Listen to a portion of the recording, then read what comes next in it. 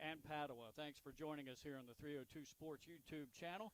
Great weather for the game here as temperatures will be in the low 60s. Although we got to battle a little bit of sun glare in the press box, but other than that, we're in pretty good shape. Light winds as well. Christopher Widener on camera. Nick Halliday producing. I'm Glenn Frazier. She's Shannon Timmons bringing this ball game to you tonight. And let's begin, Shannon, by taking a look at the visiting Cape Henlopen Vikings under Mike Tack. They are 7-8, lost a lot of talent from last year, playing in a very tough Henlopen North. Yeah, Mike Tack's in his fourth year coaching the Vikings. And after talking to him earlier today, he's really pleased with his team. He's got people stepping up and becoming more consistent. What he likes about this team is that they will fight back just like they did at Milford the other day. They have a never say die, never give up attitude. Some players to watch on his squad tonight. Number 10, Olivia Mikulski, a junior outfielder. She's missed some time with a concussion, but's back in the swing of things. Coming into tonight hitting .516 with 7 RBIs and will be a key in the outfield for the Vikings. Number 11, Olivia Longo, senior outfielder. She had to step up while Mikulski was out, and she did just that for her team. She comes into tonight hitting .333 with 7 walks and has a great eye for the strike zone.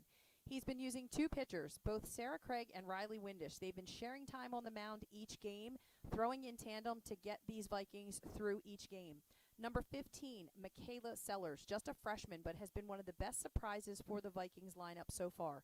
She's going to be the shortstop tonight. She started on JV this season and has worked her way up into this varsity lineup and has produced for them, especially on defense. I think the keys tonight for the Vikings is that Padua is going to hit the ball. We know that coming right out of the gate. They are usually fundamentally sound, so it's going to take their best defensive effort and timely and consistent hitting for the Vikings if they are going to stand a chance against a tough Padua team. And you mentioned Sarah Craig will be in the circle. The sophomore also hits 300 on the season.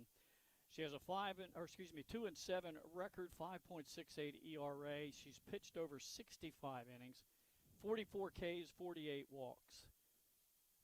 And, of course, head coach Mike Tack, he's in his 4th season. Again, they're 7-8. They've won 3 of their last 4 games, trying to get a little bit of momentum going, as they probably are going to make the field of 24 because they play in that really tough division in the Henlopen Conference. And 6 of their 8 losses have come to top 10 competition. All right, let's switch over to head coach Gretchen Luce in her 18th season at Padua coaching the Pandas. They're 9-6, and they've suffered 3 losses to top 10 teams out of those 6. Yeah, if you look at their losses, they've been to those big guns we talk about all the time, St. Mark's, DMA, Conrad, and Sussex Tech. So really they are primed and ready at this point as well. Talking to Coach Luce earlier, she's got some seniors that they're going to be honored tonight for their senior night. Lily DeMarco and Sienna Evans, Madison Ludwig, Kendall Riley. Looking at some of her player stats, Ellie Hill, a junior outfielder, batting .468, a .537 on-base percentage, 17 runs scored. She's got dangerous speed as a lefty slapper. Leah Chesworth, a junior outfielder, batting .359 with a .930 on-base percentage.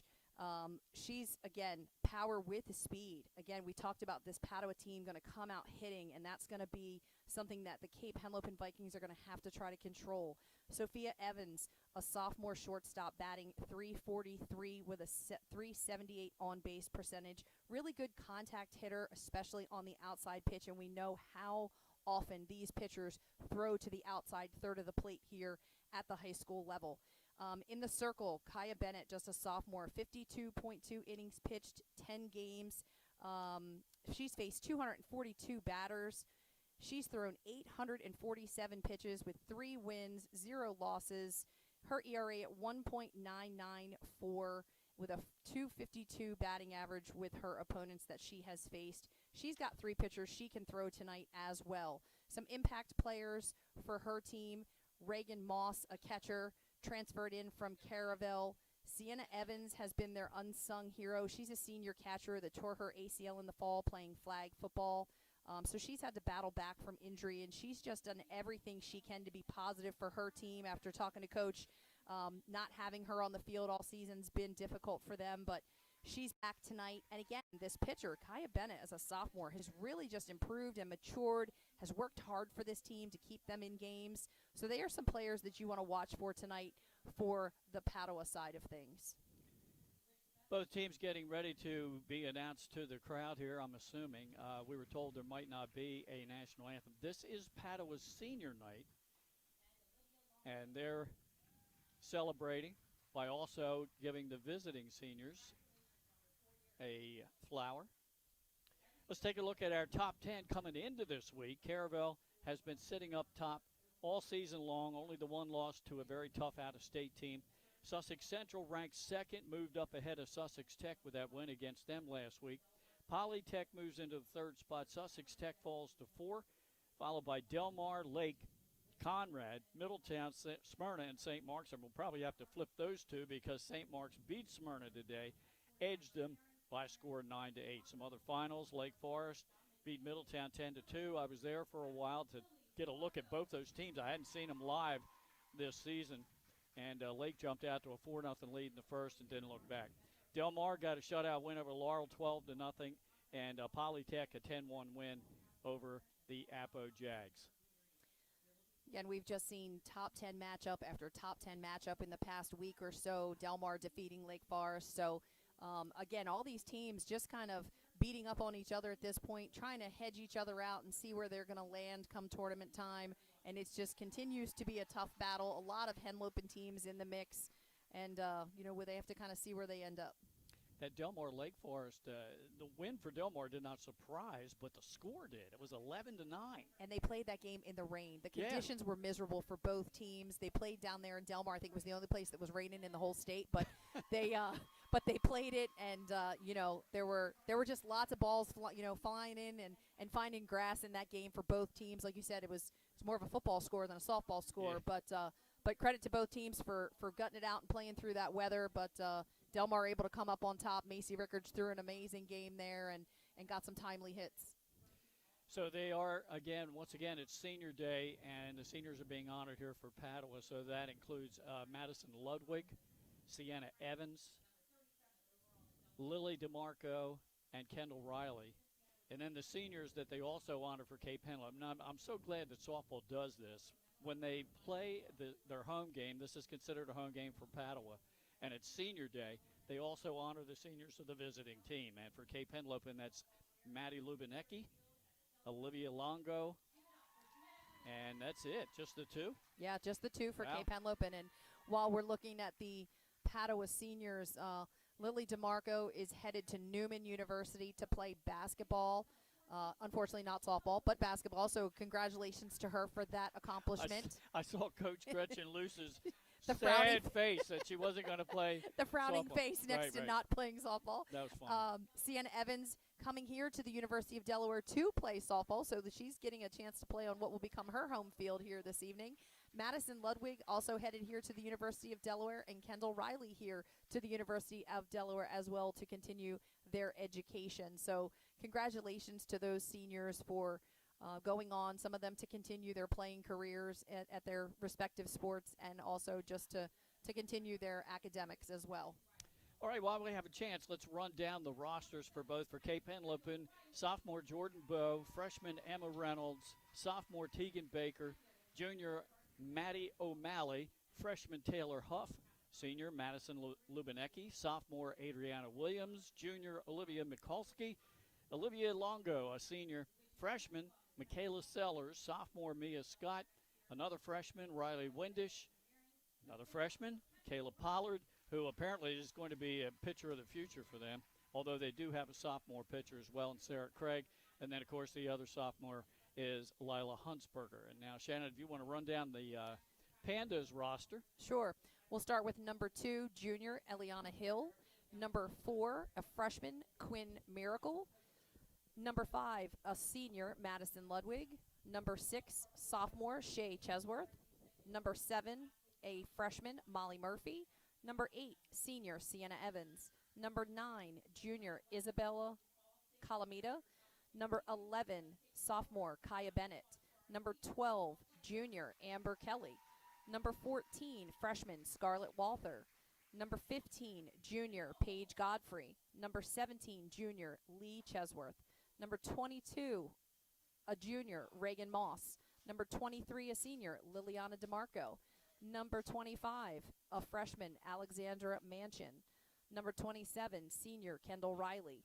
Number 28, sophomore, Sophia Evans. And number 34, freshman, Emma Napiorski. I'm hoping I'm saying that correctly. And you see a prevailing similarity on these two teams. There's a lot of youth. So these two teams should be well situated for the next couple of years as now the captains come out at home plate, meet the umpiring crew, and they'll be introduced to the two head coaches as well, Mike Tack and Gretchen Luce. These two programs have had a long-standing relationship of playing one another, and it's nice to see them have the opportunity to play here at Delaware Stadium, the Delaware Diamond. And opportunity for these girls to play at a college stadium is certainly a nice opportunity. They won't all get the opportunity to play here during the tournament, so nice that Padua has the opportunity to be the home team here tonight, and they get to play on this turf. It's a beautiful complex here, beautiful field. They've made quite a few improvements here over the past couple of seasons, and great experience for these girls here tonight. Yeah, just last week they hosted the Conference USA tournament here. University of Delaware was the 4 seed. They did not win the tournament. I think Jacksonville State did and advanced to the NCAAs. Now, Padua was hoping to get to the tournament this year. They have that 9-6 record. They're going to have to get in as an at-large. The last tournament appearance for them was 2023. Cape Henlopen has had a long-standing run in the tournament, and they've gone deep in the tournament the last couple of years, losing in the semifinals, I think it was last year or the year before, and then the quarterfinals as well. I think they lost to Sussex Central in the semis one year. They did. Yep. They did. And I think they still stand a really good chance of getting in. Just depends on how they sort of finish up as to where they'll get seated. But I think both of these teams actually have a really good chance of making the field as long as they finish out pretty strong with the last few games of the regular season. Cape finishes with Seaford at home.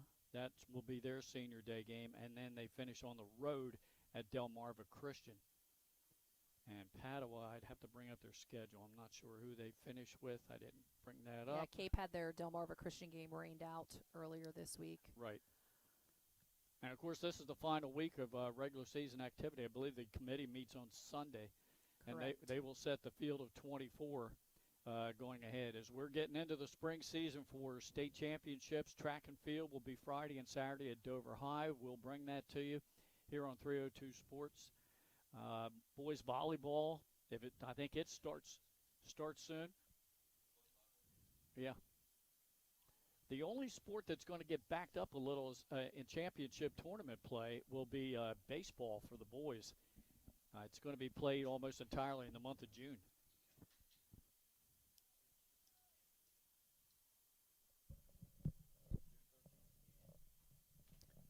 June 13th will be the championship game for the boys at Frawley Stadium. That might be as late as it's ever been. All right, the umpiring crew, they're ready. We'll soon get Padua to take the field, and the defensive alignment for them will be Evans behind the plate, Sienna Evans. Kaya Bennett will be in the circle. First base, Amber Kelly. Second base, Madison Ludwig. Shortstop, Kendall Riley. And over third, Lily DeMarco. In left field, Quinn Miracle. In center, Leah Chesworth and Ellie Hill in right field. Batting lineup for Cape Henlopen, Mikulski will lead it off, followed by Sellers, Longo, Scott, Bowe, Windish, O'Malley, Lubinecki, and Reynolds. And the pitcher, Craig, will be in the flex position. Yeah, both teams going with the DP flex this evening. Gives them some, hate to use the word again, flexibility, but gives them the flexibility to add more players to the roster, go ahead and play 10 players. Gives them the opportunity to hit for a player that's playing defense, and they can actually go down to 9 players, come back up to 10 players. They get to shift some things around. So I know coaches love that opportunity. With the substitution rules of softball, that certainly does help things out. It's a great rule. Hey, you were talking about some of the improvements here at Delaware Diamond. Now, since we did the championship softball game last year, they remodeled the press box, and they widened it. So there were like 4 windows. Now there's 5 here, and they closed off one of the entrance exits. So there's only one way to get in. And now you don't enter through the stands. You get in the press box by the outside steps behind the press box facility. The seating capacity here, I heard we were told, was about 700. And that stretches from about halfway down the first and third base lines. The dimensions, straightaway center is 220 feet, and down the lines 210. The outfield fence 6 feet high, and we were told we think the foul poles are about 15 feet up in the air. Very nice scoreboard here, and just a great facility. Of course, they added lights a few years ago, and that's the advantage we have of bringing you a game here tonight. All right, warm-up pitches are done. We're just about ready to go. Mikulski will step in, and we'll get this game underway. Just 3 minutes past 7.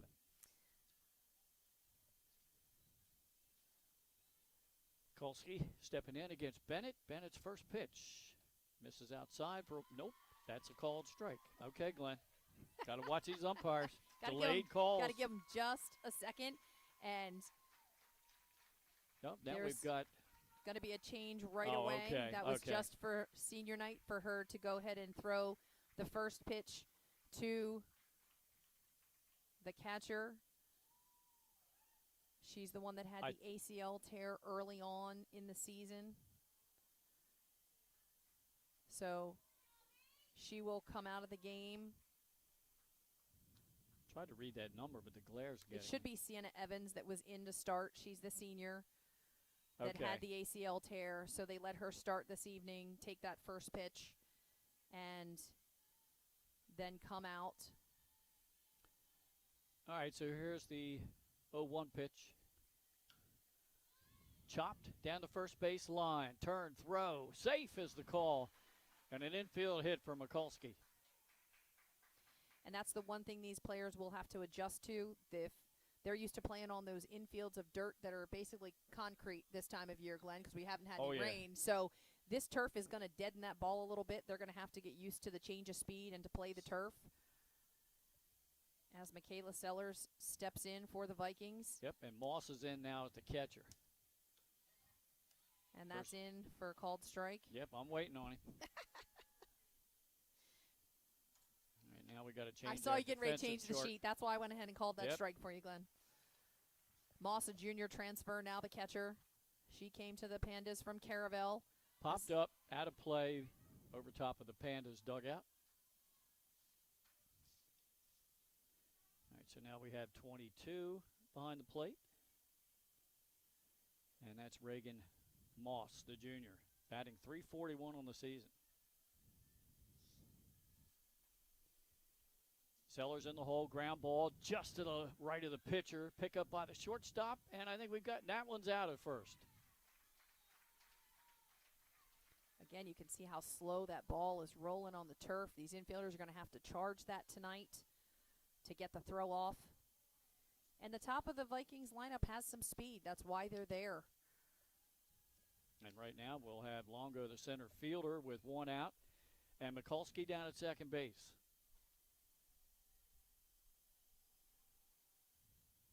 Showing bunt. Catcher got it, but it was foul. 3 batters up against Bennett, and every one she's got ahead in the count on the first pitch. And 2 of the 3 being lefties, gives Mike Tack the opportunity to use some of the short game to get the slapper on with some speed in Mikulski, get her down to second. Longo with some speed as well, the opportunity to bunt. Way outside. Ball and a strike. She has the ability to slap as well. Yep. Longo comes in batting .333. 3 triples on the season. She's got a great eye for the strike zone. Takes that one up and away, right on cue. 2-1 count. Mikulski at second, one out here top of the first. A walk's as good as a hit sometimes here in the early going. Little humpback liner. Is they're going to find a hole? No, the left fielder comes racing in, and Quinn Miracle makes the catch. And believe it or not, she's also one of the pitchers on their staff. All right, that brings up the designated player, Scott, with 2 outs now. Mikulski still down to second. And how nice is that for Coach Gretchen Luce to have an outfielder that can also pitch, or a pitcher that can also play outfield, however you want to look at that. You got to watch trying to take a base on her. Called strike, and Bennett still doing a great job getting ahead on the first pitch. Scott comes in, the sophomore, batting .348, 8 RBI on the season. Scott in the DP slot tonight, as she has been most of the season. So Sarah Craig pitches, but Mia Scott hits for her in the lineup. Outfield playing in pretty much. Here's the 1-1 pitch. That missed up high. 2-1 on Scott. Bo on deck if Scott can reach. Mikulski's down at second base. She's got 5 stolen bases on the season and leads in almost every offensive category, Glenn, for the Vikings. Yeah, great batting average. Called strike on the inside part of the plate, evens the count at 2-2. Yeah, .516 batting average. Bennett doing a really good job of working the corners here, trying to keep these Viking hitters off balance. Good nice change of speed. Pitch.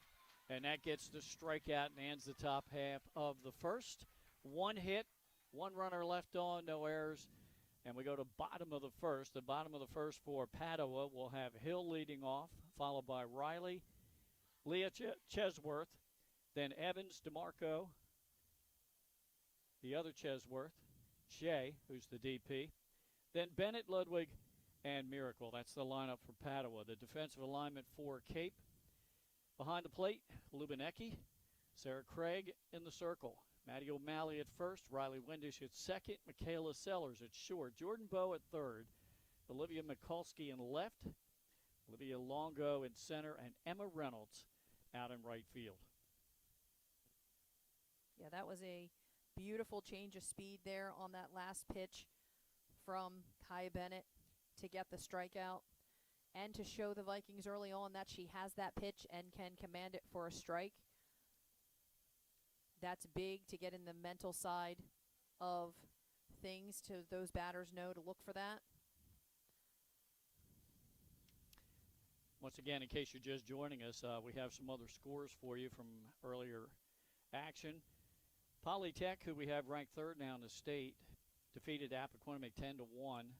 Delmar got a 12-0 shutout over Laurel. They are ranked fifth in our latest poll. Lake Forest got a 10-2 win at Middletown. They're ranked sixth. And St. Mark's defeated Smyrna 9-8. That was a battle between number 9 and number 10 in our poll. All right, ready to go here. Bottom half of the first. Senior day for Padua. I guess we could call it senior night, couldn't we? It's okay. Craig with the first delivery, off-speed pitch and a called strike on Hill.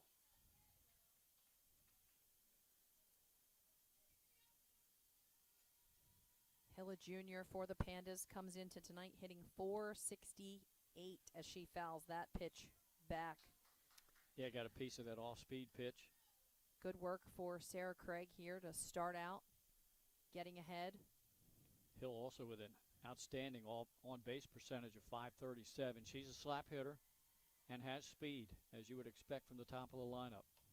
Got her on the off-speed pitch again. 3 pitches and a strikeout for Craig. That brings up Riley, the shortstop. Riley on the season, the senior. Number 27, Kendall Riley.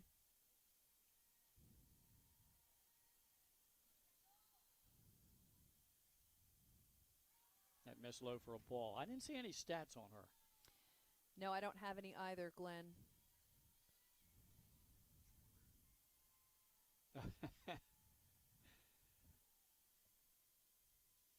Ground ball, left side, shortstop will pick it up. Long throw, and you couldn't quite pick it up at first. I think we'll have an error there, Shannon, on the throw. It was a short hop. It was there in time, though, so I'm going to go E3. Puts the runner at first with 1 out for Padua. That brings up Leah Chesworth, the center fielder. Leo in the season a .359 batting average with 16 RBI.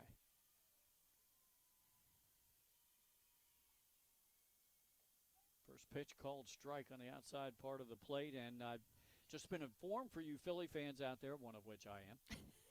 Schwarber has gone deep again. He's on a tear right now. I think that's number 17 on the year. Pop up, right side, drifting back and making the catch out there is Emma Reynolds for out number 2. Tell you, both teams here tonight making quick work of things in inning number 1. And that'll bring up the cleanup hitter. 22, That'll be Reagan Moss, yeah. yep, which was came in for Evans. Transfer from Caravel. And again, we want to recognize Sienna Evans. That ball skips away from Lubinecki, which will advance Riley to second base. But want to recognize Sienna Evans, a senior for the Pandas that started in the catching position tonight. A career batting average of .499. She will come here to the University of Delaware to play softball, but suffered that ACL tear from flag football. So we saw her start the game but come out immediately. But what a nice thing for her tonight to start and to be on this field that she will eventually play on. We got a ball and a strike, 2 outs. Moss at the plate. Riley down at second. Shot right down the third base line. That's fair. They're going to wave the runner home, and she will score without a throw and moving up to second. Good job by Moss. Her 17th RBI of the season. And a 1-0 lead for Padua here in the bottom half of the first. Now brings up the third baseman, DeMarco. One of the other seniors on the roster tonight. Headed to Newman to play basketball. Ground ball right to the first baseman. Did she keep it fair? No, it's foul. Nice pickup there by O'Malley for the Vikings.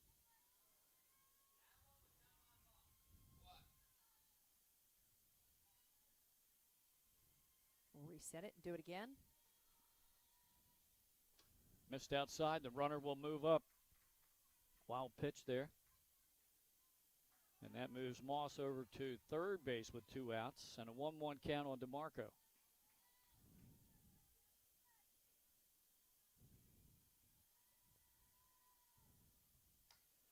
Fly ball left field. Left fielder drifting back. And Mikulski will make the catch for the final out of the inning. But a run on 1 hit. The big hit was Moss's double, the RBI double. And Padua will take the lead at the end of 1 inning by a score of 1-0. And we'll be right back here on our YouTube channel right after this.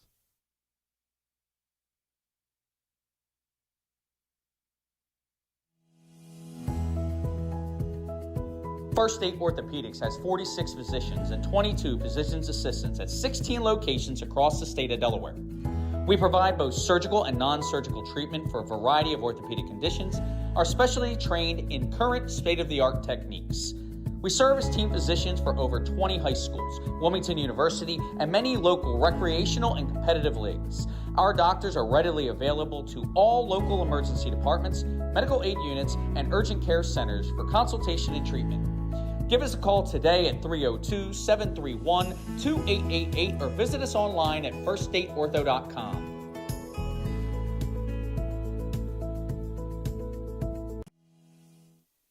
Glenn Frazier back here with Shannon Timmons, ready for the second inning. 1-0 lead for Padua, and up to the plate this time for Cape. It'll be Bowe leading off, then Windish and O'Malley. Those are the 3.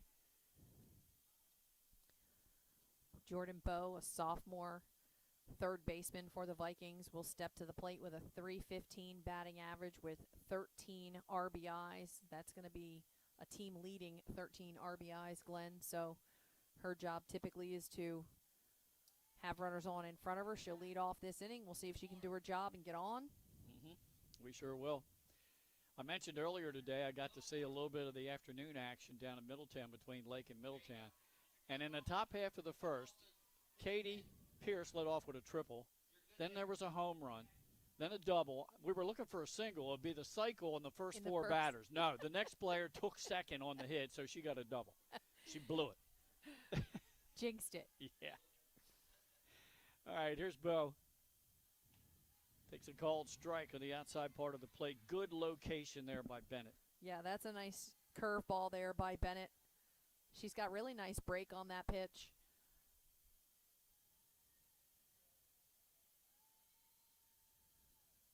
Off speed, and I think a hitter.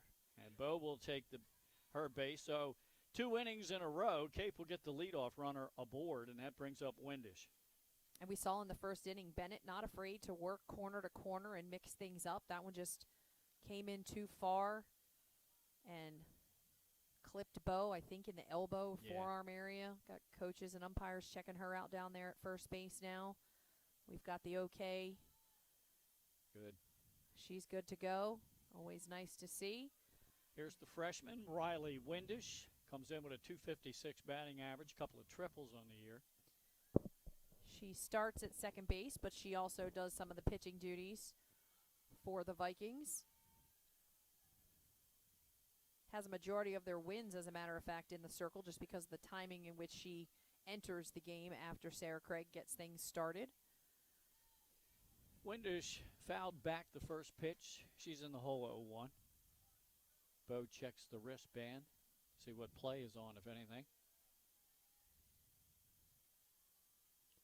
Fouled straight back. And Bennett is ahead here 0-2 on Windish. O'Malley's on deck. 1-0 lead for Padua. We're only in the top of the second. Bennett, just a sophomore pitcher, remember, coming in with a 1.994 ERA as she throws that to the inside corner, and Windish turns on it. Yep, way out in front of that one. Fouls it almost into the Panda dugout.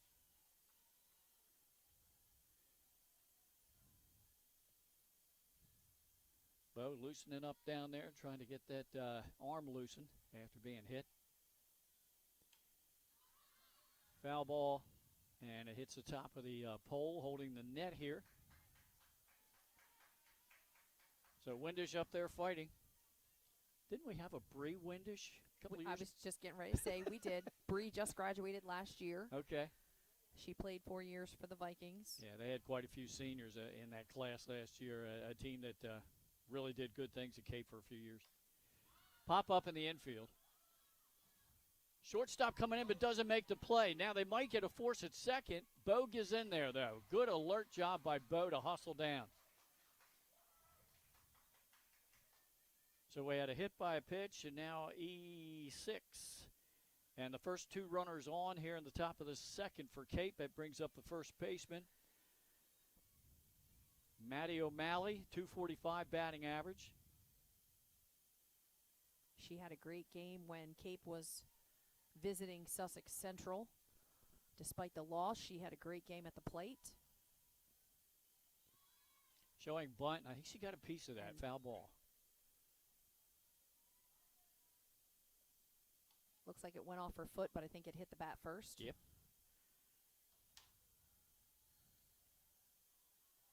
As she steps in. Might see another tough pitch here to bunt. Bennett knows what's going on. She gets the bunt down perfectly. It'll be fielded by Bennett. And they can't get the out at first. The throw goes wide. Bo scores. And Windish will hold up at third, and we're tied up now to run apiece. Great bunt. Again, it's always interesting in our game when you start small ball, how much chaos that creates and how much pressure that puts on a defense. And sometimes you can just make things happen, as the Vikings just did with the errant throw. Allows Bo to score, puts Windish over to third, puts O'Malley on first. And here comes Lubinecki, Ties the game. the catcher, with nobody out, runners on the corners. Lubinecki on the season, a .209 average, 5 RBI, and she has the only home run on the team. And she was our player of the game when I was down there to watch them play Red Lion. That was the day she had her home run. How about that?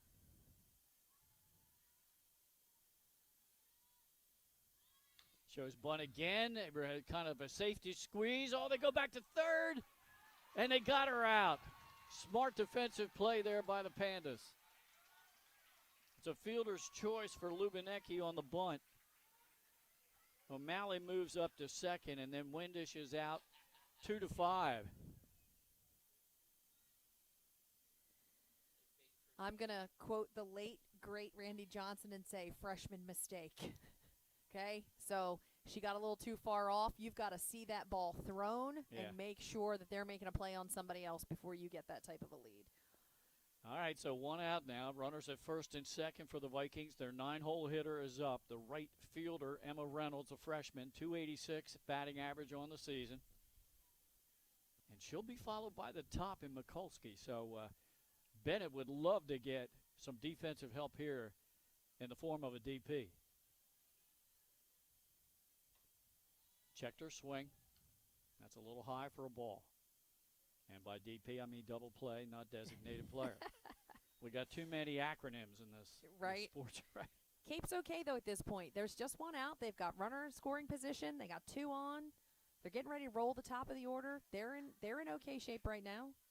Oh, that was way inside. I don't know how she got out of the way of that one.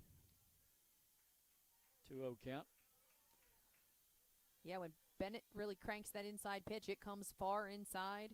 We saw Bo get hit. She's already come around to score. Those Viking hitters have to be ready for that inside pitch. And then there comes that nice curveball breaking across the plate. She does a great job with that pitch. Yeah, set her up for that one. 2 inside pitches and then goes outside to get the strike. 2-1 count on Reynolds. She's done a nice job in right field for the Vikings this year. And that missed outside, so now a 3-1 count on Reynolds. Nice idea there by Bennett, though, to try to expand that strike zone and go just a little further outside with that curveball, see if she could get her to chase. Reynolds with a good eye at the plate so far in this at-bat. Ground ball to second. That will advance one runner. Can they get the double play? Did they get the force out? They did. They just barely got the force out at second. So now runners at the corner with 2 outs for Cape in the top of the order, Mikulski. They thought about your double play. You almost spoke it into existence. Just didn't have time to turn it, it's a hard thing to turn in softball. The bases are close together. You got to really have the right situation, the right ball hit, the right personnel to turn it. But they have rolled the order to the top, and here comes Olivia Mikulski. O'Malley's at third. Bunt attempt. And they called, I thought the umpire called a foul ball, like a dead ball. He put both hands up in the air. He lets the play go, and the run scores. So O'Malley scores to give Cape the 2-1 lead. That was very interesting. That was interesting. It was almost a call, no call, and then everybody looked a little confused, and he let them play on. So another infield single for Mikulski. She had one of those in the first. That brings Michaela Sellers to the plate, who grounded out to the shortstop. Bennett had a little trouble with it. Did she get the out? Just got the out in time to get out of the inning. But Cape Henlopen takes the lead here in the top of the second with 2 runs, and they did it on just 1 hit. All right, coming up, bottom of the second for Padua. It'll be the designated player, Shea Chesworth, followed by the pitcher Bennett and the second baseman Ludwig. Yeah, that was an interesting play there where the umpire really didn't make a call. Again, like you said, he put his arms up, kind of looked like a dead ball, but he let it go. So the Vikings take the lead there, just playing a little bit of small ball, which creates a lot of chaos on defense. It's a lot of pressure.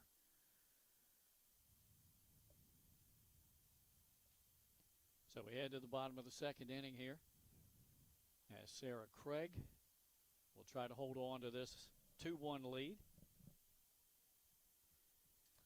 Always nice as a pitcher for your team to be in the lead. Yeah. It tends to relax a pitcher and gives them a little more freedom to play around in the strike zone a little bit, try and stretch things out and expand a zone. Certainly lets them throw with more confidence.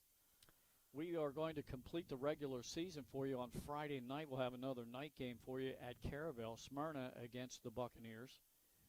As Caravel so far has handled everybody they've played in Delaware, including the top 10 teams, and Smyrna will be another one. All right, here we go. Shea Chesworth leading it off. And she fouls back the off-speed offering in the hole 0-1.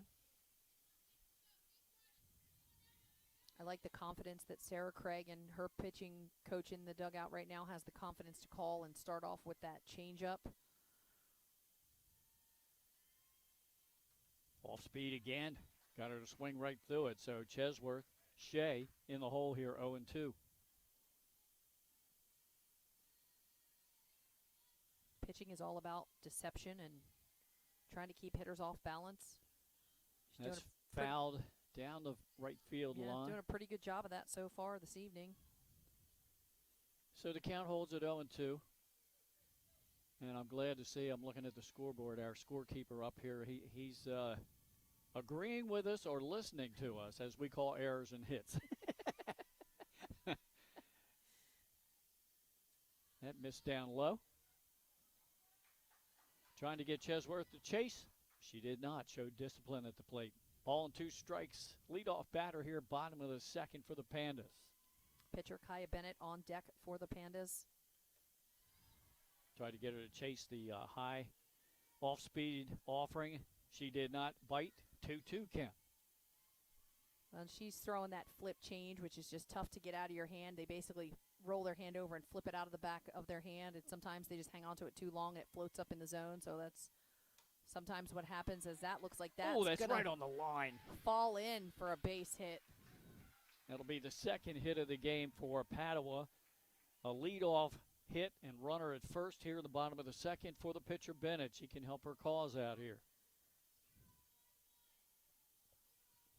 I mean, you couldn't place that any better on the line. Painted it perfectly. And all the Cape players kind of froze, like, is it going to drop in? Is it not going to drop in? Yeah. Bennett swings through an off-speed pitch, and Sarah Craig really going to the off-speed pitch a lot early in this game. You know the saying, if it ain't broke, don't fix it. Yeah. It's going to work. And she feels confident throwing it. That coach down there is going to keep calling it. Bunt. Back to the screen. So Bennett down 0-2. And you know who's smiling right now looking at all these off-speed pitches somewhere around is Laurel's Kylie Hill. I knew you were going to say that. We just talked about Kylie the other night. We did. Talk about a pitcher who owned the changeup. Oh, my goodness. I'll bet you 50% of her pitches. Absolutely. Absolutely. It was so effective. And the scary part is everybody knew it was coming. Ooh, there was a throw down to first, and it went down into right field. Yeah. So now moving with a head-first slide into that brown crap out there. Lubinecki tried to pick her off, and errant throw. Yeah, I'm sorry. I'm not a big fan of artificial infield, but if you're going to do the field artificial, you got to do the whole thing artificial, I suppose. I grew up playing on dirt and grass, so I like dirt and grass personally. But Me too. Nick too. Listen, you don't come home dirty from a game like this. That's no fun. No, stains. You might have some brown stains. Right. I don't It's know. no fun. And now the count runs to 2-2 on Bennett. She's battled back in the count here. Ludwig is on deck. Nobody out here, bottom of the second. Got Shea Chesworth now at second base in scoring position for the Pandas. We already have 4 errors in this game. We're only in the second inning. Fouled back, count holds at 2-2. Nice outside pitch by the lefty, Craig. Go ahead. Came prepared tonight, brought the 302 sweatshirt because I think by the time we're done, it could be in the mid-50s. All right, here's the 2-2 pitch. Nice placement of that pitch as well. Fouled into the bullpen. Nice idea by Craig to try and go away from her strength. Still 2-2 on Bennett. Nothing that she can hit for power to really send deep. Trying to keep everything in front of the outfielders here. As Cape leads 2-1. So the tying run sits on second base. No outs here in the second. Just missed outside, says the home plate umpire, so the count runs full. First full count Of the game. for Sarah Craig.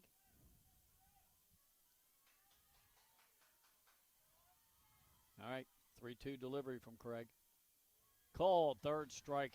Got a big out there. First out of the inning. It brings up the second baseman, Madison Ludwig, a senior.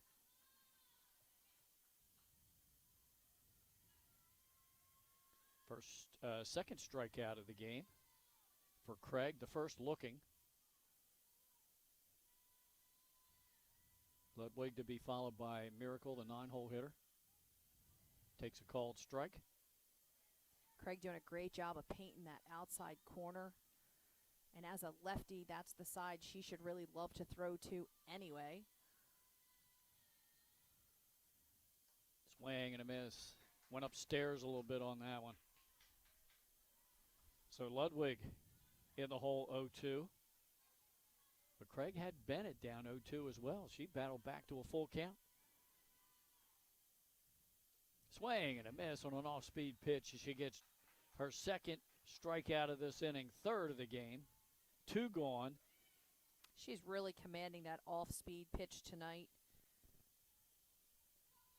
which will benefit in the long run as she keeps those hitters off balance. And there's a pop-up right side of the infield, fading out, and they miss it. The run will score. The game is tied, and heading to third base is Ludwig, and she's in standing.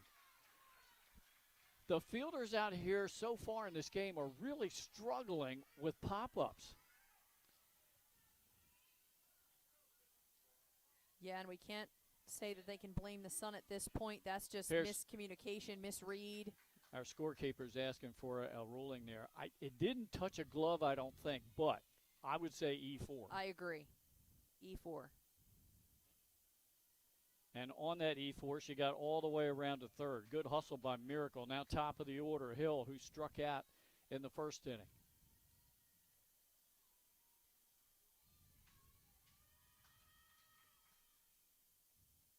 Called strike.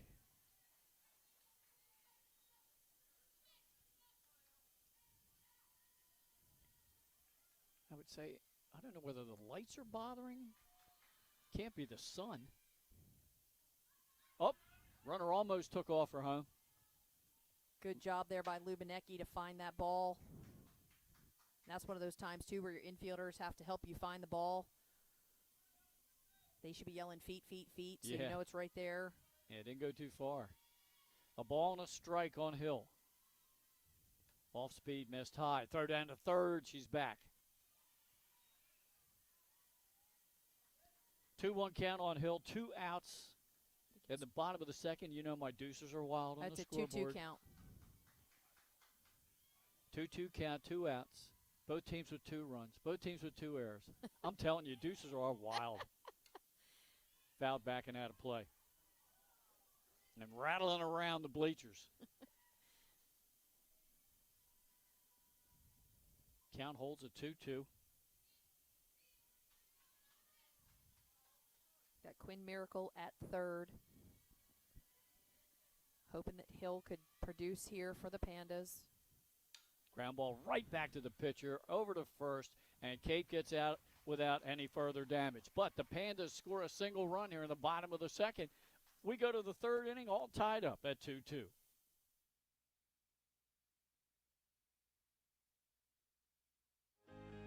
Welcome to Premier Physical Therapy and Sports Performance. We're a locally owned outpatient physical therapy practice with convenient locations in all 3 counties in Delaware. At Premier, we have experienced physical therapists with advanced credentials, but their hospitality, passion, and enthusiasm is what makes the difference for you. Find our convenient locations at premierptsp.com. Welcome to Premier Physical Therapy and Sports Performance. We're a locally owned outpatient physical therapy practice with convenient locations in all 3 counties in Delaware. At Premier, we have experienced physical therapists with advanced credentials, but their hospitality, passion, and enthusiasm is what makes the difference for you.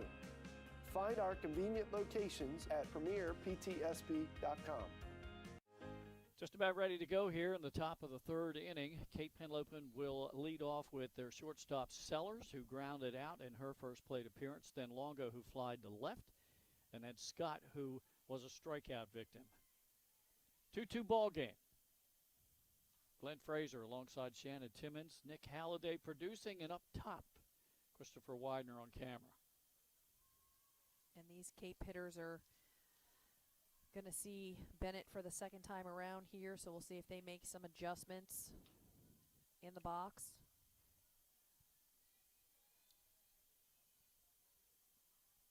Sellers a 286 hitter on the season.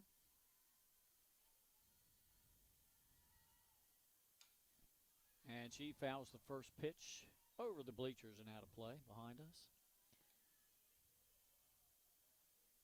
Mike Tack has a young squad. Lost a lot of talent off of last year's team. Yeah, so Olivia Longo there asking for Tack to give the signs to her again.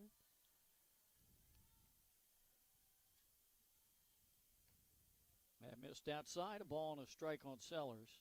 Longo. I'm sorry, Longo. It's okay. Well, I had Mikulski. Oh, No, no, Sellers made the last yeah, out. Sellers Okay. made the last out. Ground ball left side. Shortstop on 2 hops over to first. 1 out here in the top of the 3rd. That brings up Scott, the designated player, who was a strikeout victim in the 1st. Bennett got her swinging at that changeup in her first at bat. So she's got to make an adjustment and either hunt speed or hunt the slow pitch, but make an adjustment here. She laid off of that off-speed pitch. 1-0 count. And consider, both pitchers, both sophomores. That's right. That's impressive too.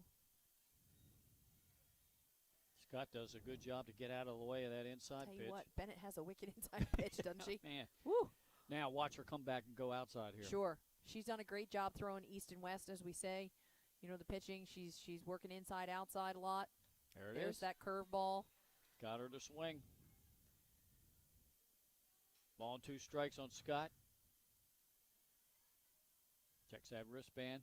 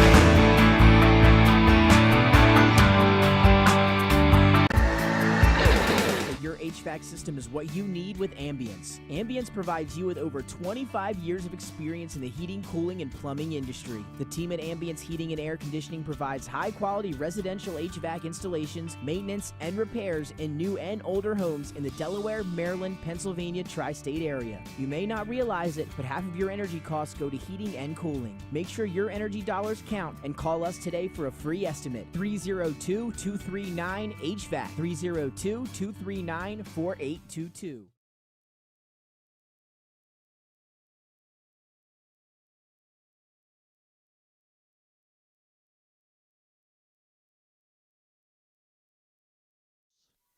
The 7, 8, and 9 hitters. Yeah, and talk about consistency for Padua, putting up a run in every inning.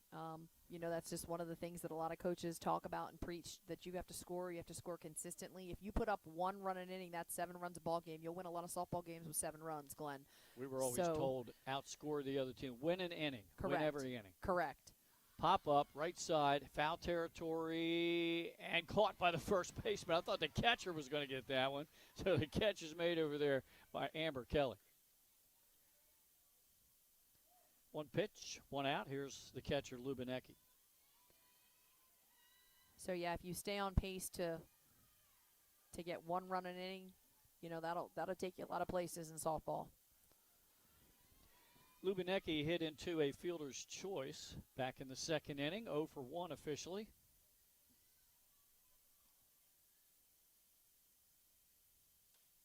Takes a called strike. Tell you what, really impressed with the curveball from Bennett. She really does a good job crossing the plate. It's got a nice 6-inch break on it. And she's able to throw it what we call a mid-curve and an out curve, right? So she can curve it, and it'll start in the middle of the plate and break out, and then she can start it out, and it'll break even further out, trying to get them to chase. I thought that was a good call by the base umpire. She did check her swing in my estimation, so 1-1 count on Lubinecki. So the fact she can work that curveball in 2 separate locations, really a nice advantage for her.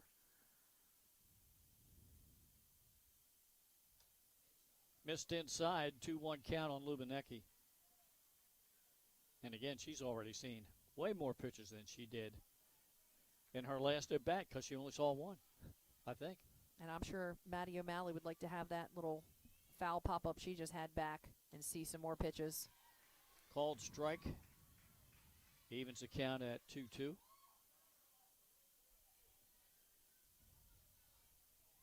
On deck, the right fielder Reynolds, who also hit into a fielder's choice.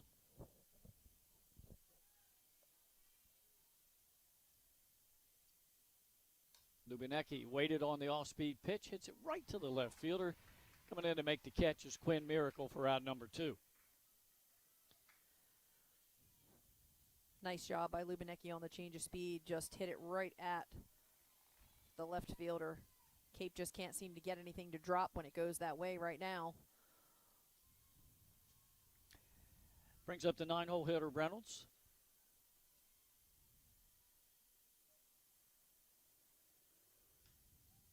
Takes a called strike on the outside part. And he's been calling that one all night. So all you can ask for is consistency. Crosses the front corner of that outside part of the plate.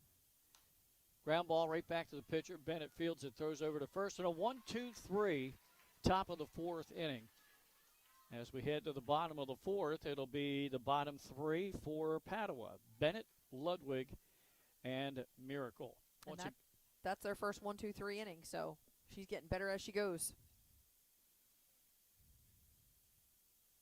I'm going to check, but I think that might have been the first 1-2-3 inning of the game, and it is.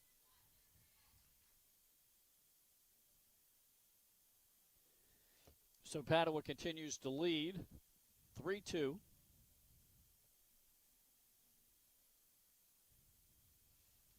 Once again, to give you some scores that we had from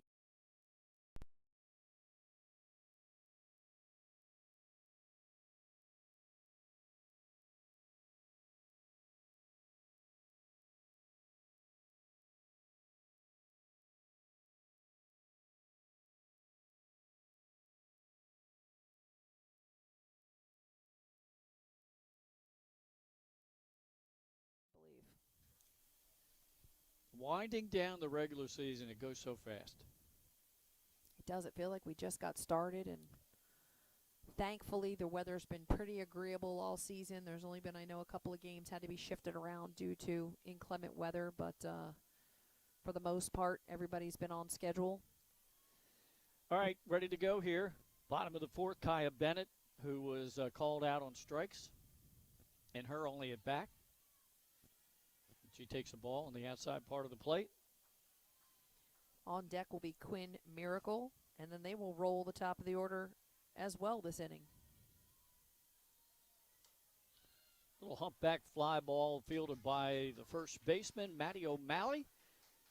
And a quick first out here in the bottom of the fourth.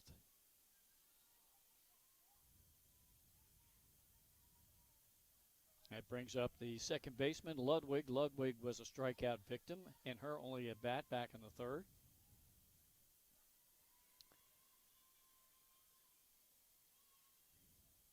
Takes that one down low for a ball.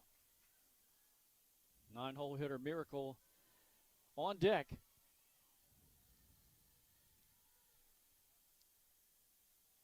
Sarah Craig trying to get a 1-2-3 inning. Again, missed low. 2-0 on Ludwig.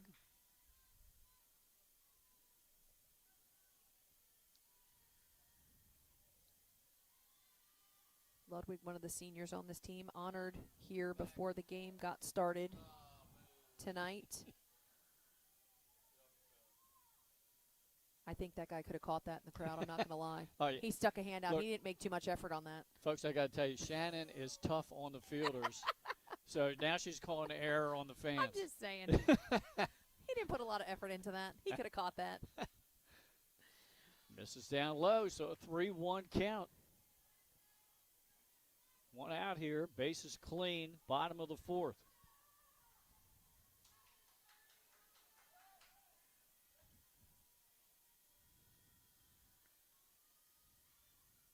Fouled back. Count runs full. You know, I have to tell you, I ran into Evans, who was the senior that got hurt in flag football and has been injured the entire season. I ran into her well before you came in. They were here. Very, very likable young lady. Spoke right up to me. I didn't have to say anything to her. Big smile on her face. That's fouled. It'll be another strike. So she's in the batting cages, getting their swings in, right? And I'm walking past the protection of the fence, and she hits one right into the fence near me, and I like duck. And they all laughed back there. She laughed. All the other players laughed. I said, doesn't it remind you of the people that are watching pro baseball? They're right behind a protected home plate, and they always duck out of the way. They duck anyway? Yeah. Yeah, ball four. As So Ludwig's a one-out base runner. second walk issued by Craig tonight will bring Quinn Miracle to the plate. And you're talking about Sienna Evans. Coach Luce gave me some information. She said she's been helping call in pitches and charting things and has just kind of become another coach, really. She's helped to address problems with other players hitting or fielding. She's been really positive for them. Not having her on the field's been difficult, she said, but knows that, you know, it's just a temporary setback for her, that she'll get back on the field after that ACL tear. And there's a little humpbacker out to right, but coming in and making the catch, the right fielder, Emma Reynolds, for out number 2. I see that. I can see everything you just said. yeah, Just from my first impression. And I'll tell you what, that is such a tough injury to come back from. Speaking of from personal experience, it is a long rehab, 6 to 9 months usually before you're back on a field. It is tough, and any player that goes through that and can have the grit and determination to get through that, you know, certainly we love to see them get back on the field. So right. it's good that all of that matches up for her. Will be nice to see her on a field and be glad to see her playing here for the Blue Hens. Exactly. All right, here's Ellie Hill, the right fielder. Waited on that off-speed pitch outside and fouls it straight back. Ball and a strike on her. She's 0 for 2. Struck out and grounded out. Padua trying to keep pace with their one run every inning. They've got a runner on first with 2 outs. Ground ball, right side. Second base. Oh, she mishandled it. And the runners safely aboard. And here's Riley, the shortstop, scored a run back in the first inning. Officially 0 for 2, reached on an error and struck out. Yeah, and that's just Riley Windish trying to do too many things at one time. She's trying to make the out before she fields the ball there, so it just jumps up and bites her. Down low. Nice pick there by Lubinecki behind the plate. We might have to turn the lights on here in the press box I soon. knew you were getting ready to say Oh, that. there, look, I just say that, and magically they appear.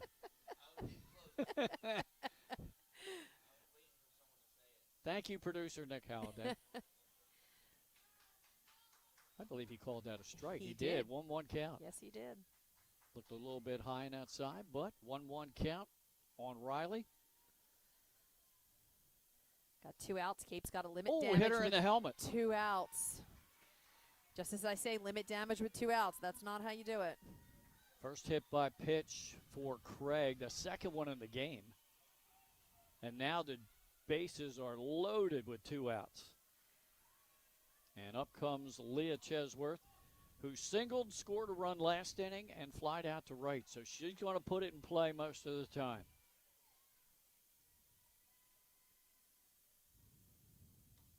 Pops it up in the infield.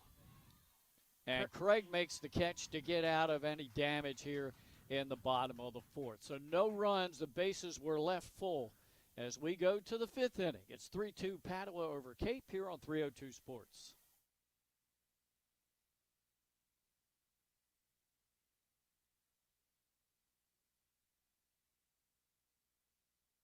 Wraps, signs, banners, and promotional items that can help your business stand out from the rest. Looking for an excellent way to convey a professional image?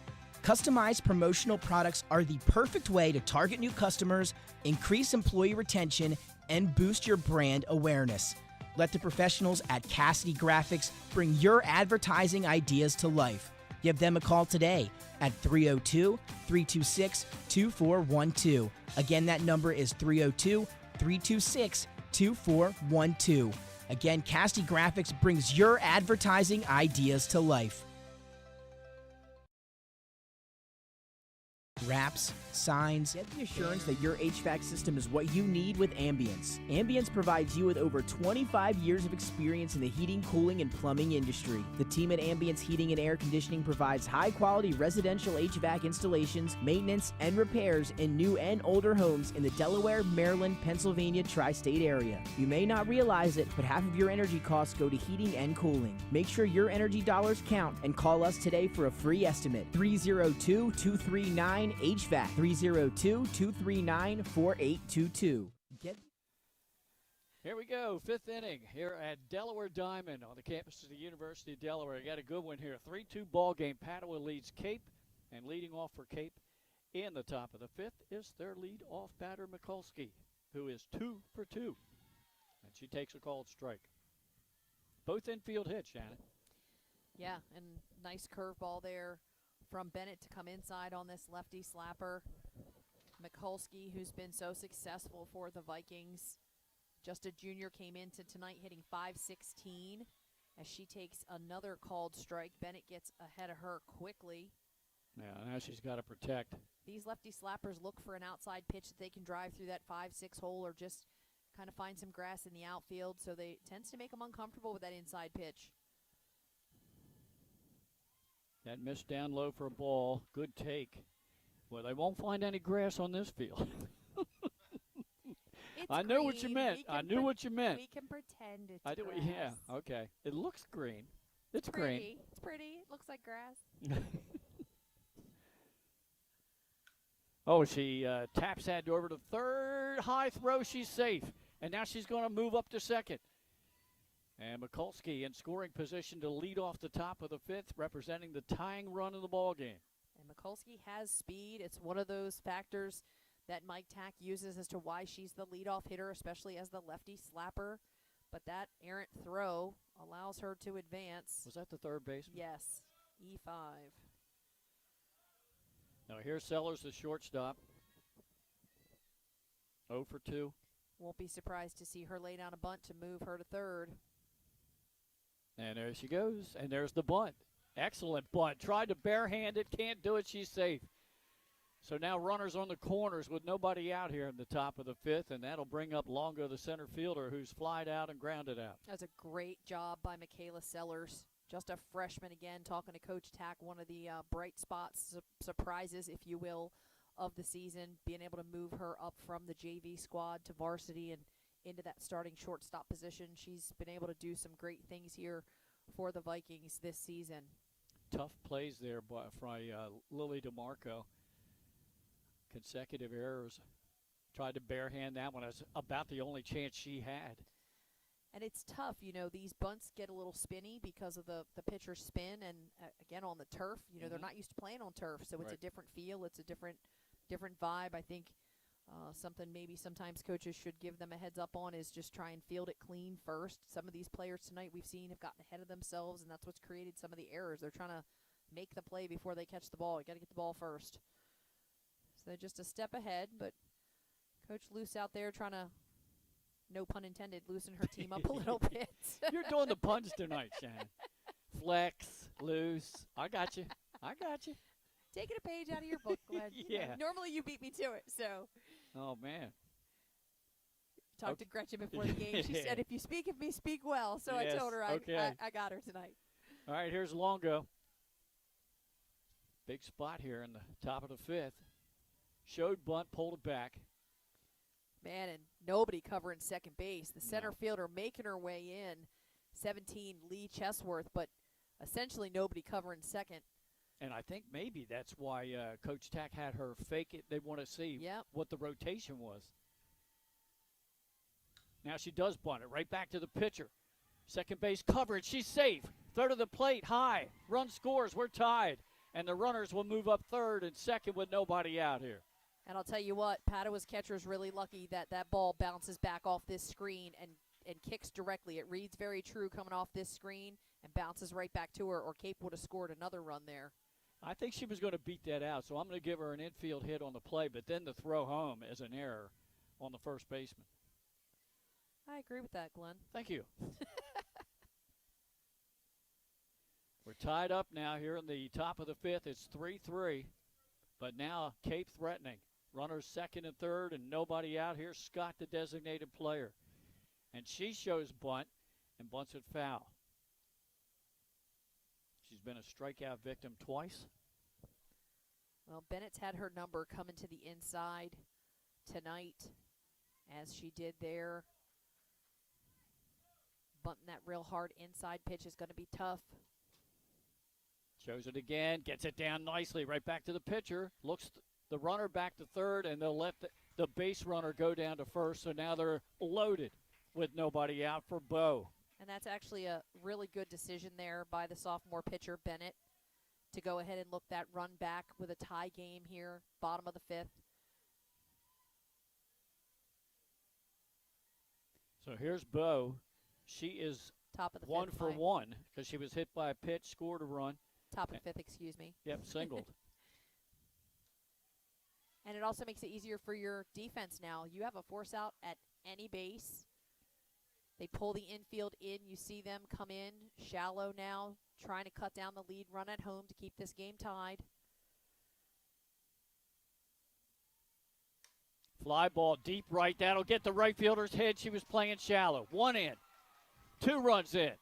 They're going to wave the first base runner in, and it's going to be a 3 RBI triple for Bo to break this one open. It's 6-3 Cape. And Bo comes up big there for her team. Jordan Bo only batting .315 coming in tonight, but was leading the team with RBIs at 13 and just added to her total. Second hit of the game for her, so officially 2 for 2. She scored a run and knocked in 3. Top of the fifth, and Cape puts a crooked number up on the scoreboard as they now have doubled up Padua. It's 6-3, and here's Windish trying to get Bo home, add another run. Still no outs. Windish on by an error, struck out in her last at-bat in the third. Ground ball right side. They get the out at first, and Bo will score on the throw. That is smart hitting by Windish to go to the right side of the field to try to get that runner in. And hit behind your runner, and smart timing by Bo to make sure they made the play on Windish first before she tried to score. So Windish with the RBI there. That's 2 runs scored now and 3 RBIs for Bo, accounting for 5 of the team's 7. And here's O'Malley, who reached on an error and scored in the second. And hard to believe that is the first out of the inning. Yeah. Cape cruising here in the top of the 5th. Fly ball, foul territory, and that will fall to the turf. 1-1 count on O'Malley. Lubinecki is on deck. Third time through the lineup here, these Vikings have figured out Bennett. Third time's a charm. Ooh, really fooled her on that pitch. As she bends over, she's chuckling. She kind of knows she got Yeah. she got caught on that pitch. Yeah, she looked down to Coach Tack, and he Not much you Kinda could do after that. hands up in the air. What do you want me to do now? Takes a high one for ball 2. 2-2 count. And I tell you what, Kaya Bennett was throwing a gem pretty much until she ran into trouble in this inning, and most of it's just been errors. Yep, couple errors. Until and then, Bo's hit. Yep. That one's fouled straight back. Nice fight here by O'Malley. Again, you know, somebody got the mojo going in that Vikings dugout this inning. Yeah. 3 errors committed this inning by Padua, and it was mostly errors on bunts. I told you, the short game will create a lot of chaos on a defense. Called strike, and O'Malley goes down looking for out number 2, and that brings up Lubinecki. Madison was on with a fielder's choice in the second. Flied out to left in the 4th. She hit that one pretty well, too. It was just right at the left fielder. Yeah, she had good contact. So Kate playing a lot of small ball this inning until Bo, and then she went deep. Fouled back.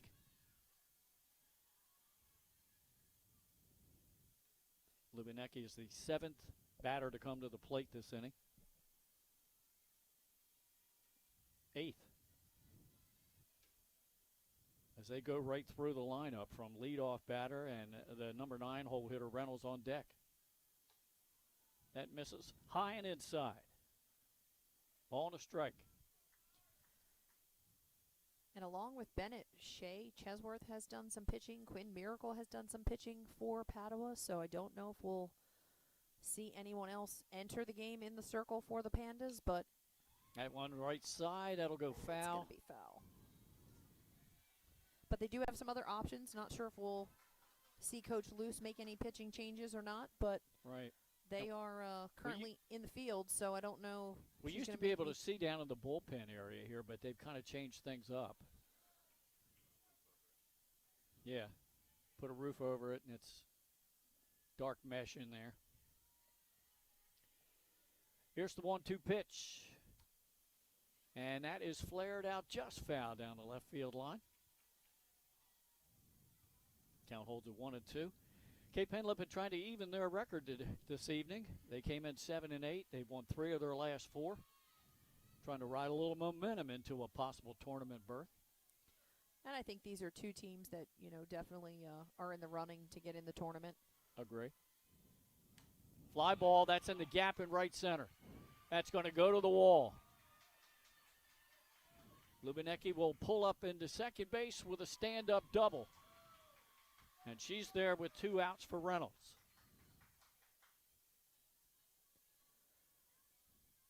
Kate making that adjustment on the curveball from Bennett, and they're just seeing it and sending it where it's coming from.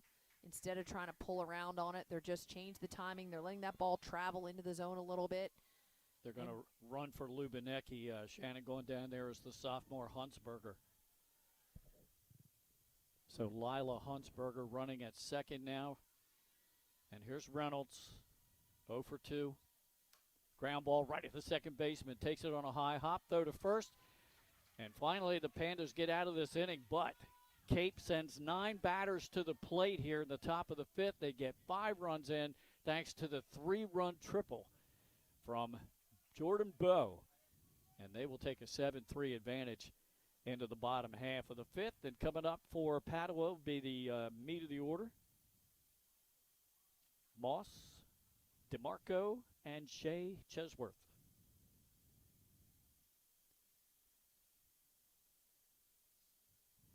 So 5-run Shannon on 3 hits, 3 errors, and we have 1 left on. And I figured out that the black ink pen is the good luck charm for Kate. I alternate ink pens up here per inning. All right, we go red, black, and aqua. Okay. And all the runs for Cape have been scored in the black ink inning. All right. Well, we'll make sure we let Coach Tack know that then. Yeah. When we have another game, he's going to want you to use the black ink pen. Okay. Okay. He might want me to use it every inning. I'll mess myself up. I'm sure that's made the difference. Oh, yeah, right. Yeah. Happy coincidence for Cape Henlopen fans.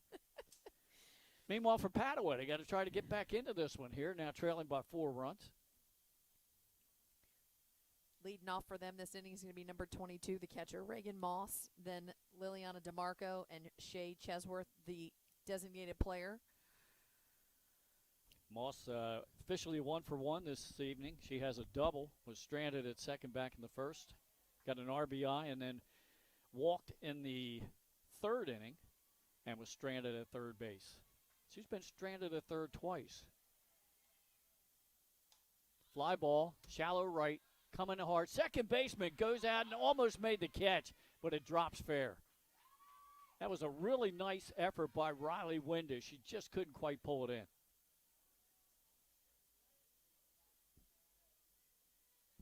So a leadoff base runner in the 5th inning here for Padua brings up DeMarco. She's flied out and has an RBI on a sac fly. Officially 0 for 1. Ground ball right to the shortstop. Flips to second. They get the force. Over to first. They get the double play. I don't know what happened to the batter. She didn't take off out of the box. That was kind of strange. I see Coach Luce looking at her, too, like, what the heck happened there? So a double play for Cape. 2 gone, bases clean. That brings up Shea Chesworth, the designated player who has singled, scored a run, and popped out to third. Right back to the box. 1 pitch, and she's on. Second hit of the inning for the Pandas. Yeah, I was watching the play down at second. I didn't see. I was, too. And then I looked up, and there was no runner. Yeah, I think none of us did, so I don't think she got 2 steps down the line. I don't know whether she kind of like got hung up with the spikes. Ground ball right to second base, bobbled it, throw to first, and that's dropped. Pulled her off the bag, too. So even if she held on to that, her foot had pulled off the bag. So 2 out base runners now, first and second. That brings up the second baseman, Ludwig, who has walked and struck out. And it looks like Coach Luce is going to make some kind of change here. Oh, we're going to get a runner in for the pitcher, Bennett. So the runner is number 15, Paige Godfrey. She's a junior. So Godfrey at first, and Shea Chesworth down at second. At the plate, it's Ludwig. Ludwig walked after a 6-pitch at-bat. Wasn't me that time, Glenn. No, Nick's even riding the our fans. Our producer's riding the fans now. Okay. He's got 2 catches? Well, you know, we do have open windows here. It's possible we could get one in here. Did you catch one up top here one time? You were cameraman. Pop up in the infield. And the pitcher, Craig, takes care of it, gets out of a jam here.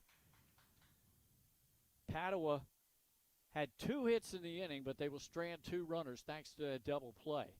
And they don't score for the second straight inning. So we're through 5. It's 7-3, Cape Henlopen. I think I've always known he was going to do something like this. He did not want to do active duty because he wants to do college first. I think that was the biggest thing for him, instead of waiting and then doing college after. One of the differences I noticed when he came back from basic training, he was more organized in how he's going about things a little bit. I know he commented that a lot of things his classmates would do that it didn't bother him before, but now he realizes, you know, because he's been outside of high school, I think maybe he's a little more responsible. He's thinking about his future a lot more. He talks about it and the different possibilities. And he mentioned the ROTC program as well. And he said, you know, I could graduate as an officer. And so I was kind of excited when he mentioned that he could do that as well. I would just tell people, you know, if their son or daughter was considering the National Guard, that I think it's a great opportunity. I think it's something that can really help somebody grow. And at the same time, you're serving your country, which is a great thing too. So I think it's a good opportunity.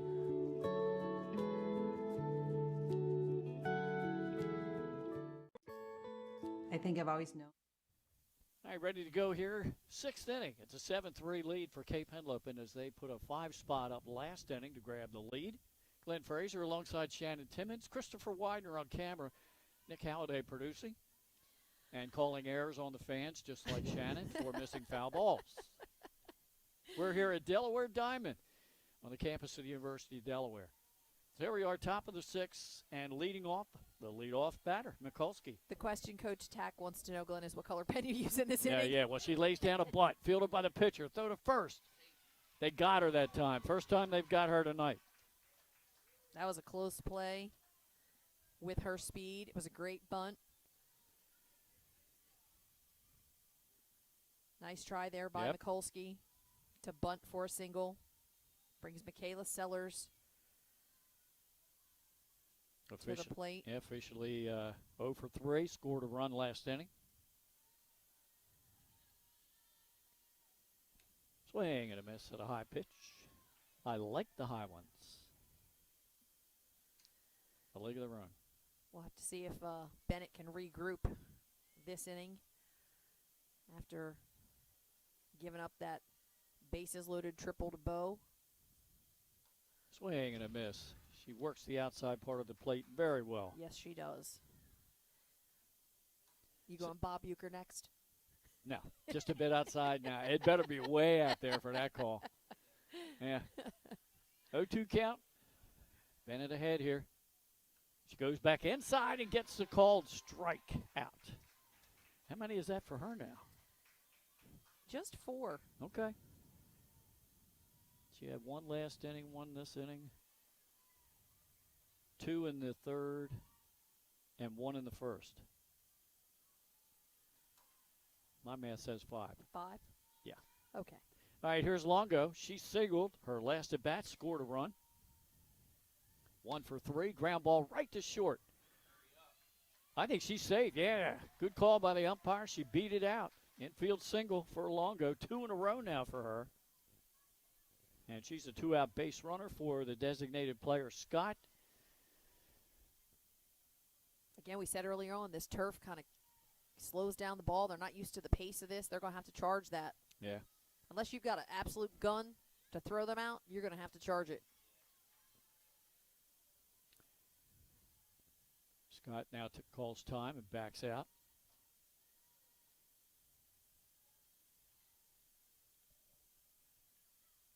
Swings through a high pitch for a strike. Scott got on and scored last inning.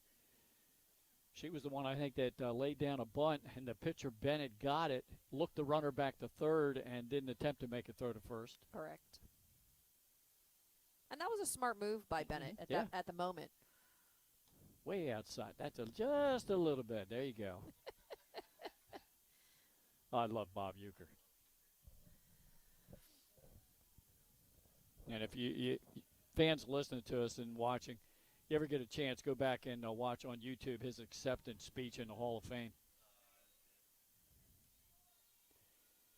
2-1 count now.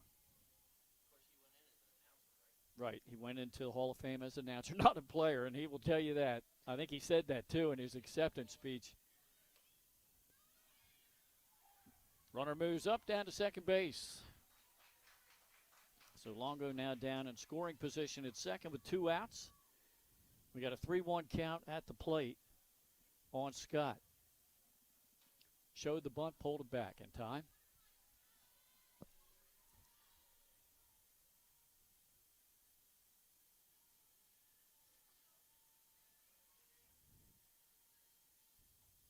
And that's a called strike.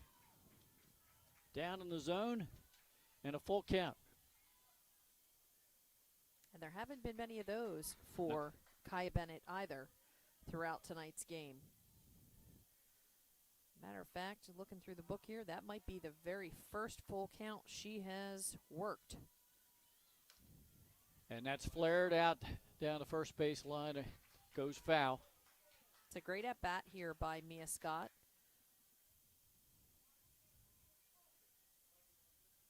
Scott, just a sophomore, came in to tonight batting .348 with 8 RBIs. She's a middle infielder.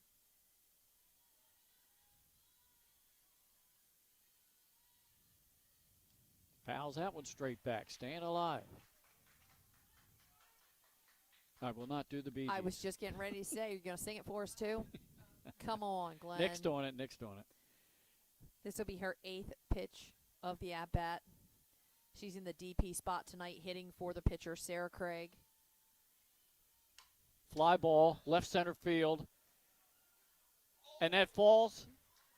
No, it was caught by the center fielder. Made the catch. Man, they both dove at it, and she was behind the left fielder. I was kind of blocked out from the view of seeing that, but great job by the center fielder. Yeah, Leah Chesworth with a great catch to end the top of the 6th. So we leave a runner on. They get 1 hit, and we go to the bottom of the 6th. Still 7-3 Cape. And heads up, Coach Tack, it'll be red ink pen next inning. So you better hold on to the lead because we might not see the black ink pen again. He might go back and watch it then. We do get some coaches up and down the state, by the way, that tell me they go back and watch because they might have a game that day. And then they'll go back and watch what we did. Yeah. Sure. So that they can scout, not listen to what Shannon and I have to blab about, right? Well, that was our one of our Delaware Army National Guard defensive play of the game. There you go. We can sponsor plays too. That's like we'll steal the ESPN top 10, right? Yeah. That was an absolute great play. Oh, it was. Wasn't sure which one was going to come up with it, but great diving play there by Chesworth in center field for the Pandas to make that out. I'm going to go back and watch that. Hopefully our cameraman, Christopher Widener, got all of that one. All right, bottom of the order. Here in the bottom of the 6th for Padua, it's Miracle, the left fielder. Reached on an error, stranded at third, and flied to right. Her 2 plate appearances. And they trail the Vikings 7-3. Got a little bit of ground to make up here. 6 hits in the game for Padua, 8 hits for Cape. And there's a shot to right field. Well played by the right fielder out there. They had her positioned perfectly. Emma Reynolds on the catch. And she does a leaping chest bump with the center fielder. 1 pitch, 1 out. We go to the top of the order in Hill. Hill's 0 for 3 tonight.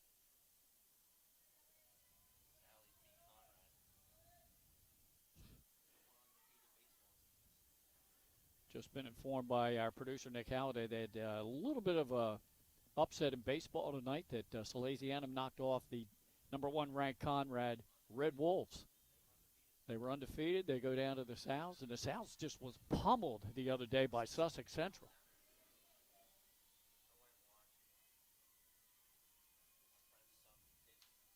Hill's 0-2 here as she really chases an outside pitch. Yep. As we've had a pitching change, this is Riley Windish in the circle now. Oh, okay. So Windish relieving here in the bottom of the 6th. Giving the Pandas a little different look now. 2 up, 2 down. That brings up the shortstop, Riley. Hit by a pitch in her last plate appearance. And had a shot there at her first base coach. Throwing her hands up in the air. Hey. Now they get a good laugh out of it.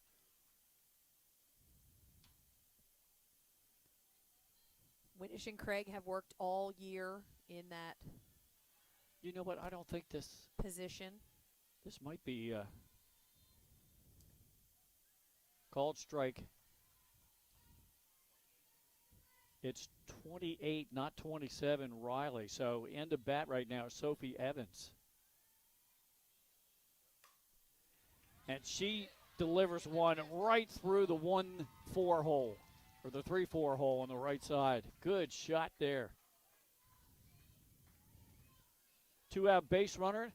And let's see if we do have the correct number up the plate here. Now that does look like Leah Chesworth, number 17. And it is. She has a single and 3 at-bats.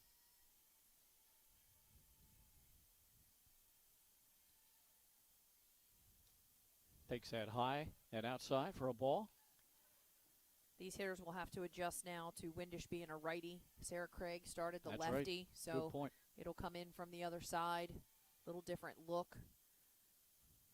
That's high and outside for ball 2. They both have a little bit different pitching style.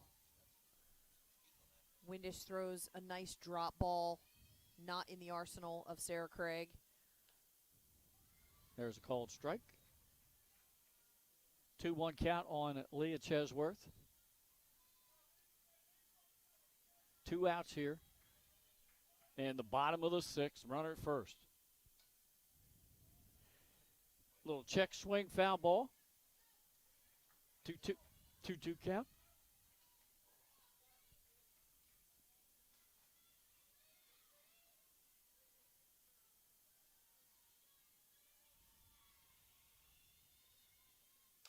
Fly ball. That might get the right fielder's head, and it will. That's will play to run. And boy, the speed here by Chesney. She will pull up with a stand-up triple and an RBI, and it's 7-4. A 2-out run scored here, and the second triple of the game. Yeah, Chesworth has some speed. We saw that earlier in the game in inning 3 when she came in and scored on DeMarco's hit. That brings up She's the catcher, got wheels. Moss, who has 2 for 2, single, double, and walked, and that one just eludes the right fielder and goes fouling out of play.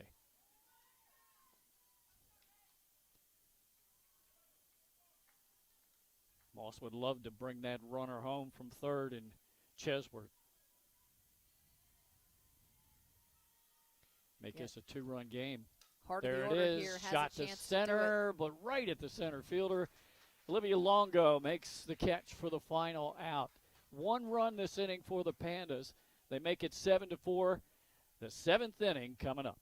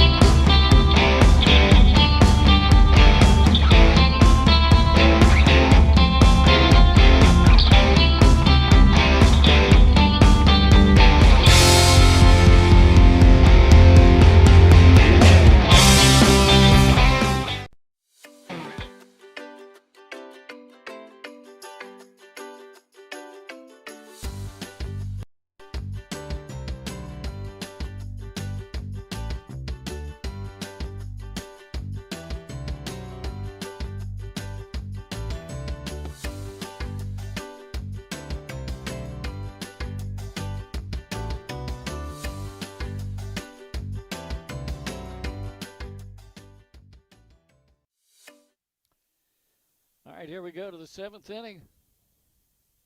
Cape Henlopen with a 3-run advantage. 7 runs on 8 hits. And Padua with 4 runs on 8 hits, according to our scoreboard.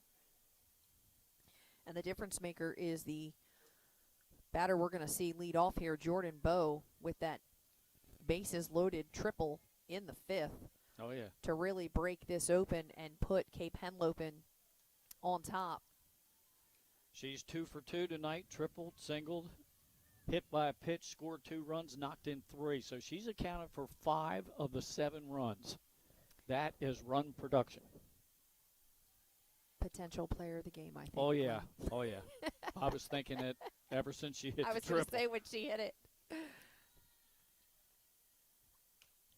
And they continue to pound her inside. That's a ball.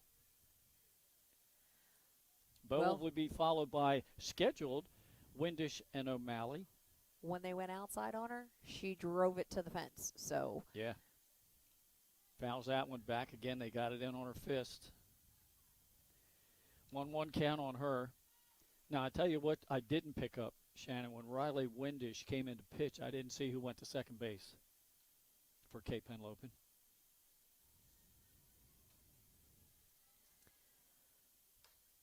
Boy, she took that off-speed pitch and was out in front just a little bit. Drills it down the third baseline foul. Ball and 2 strikes on Bow.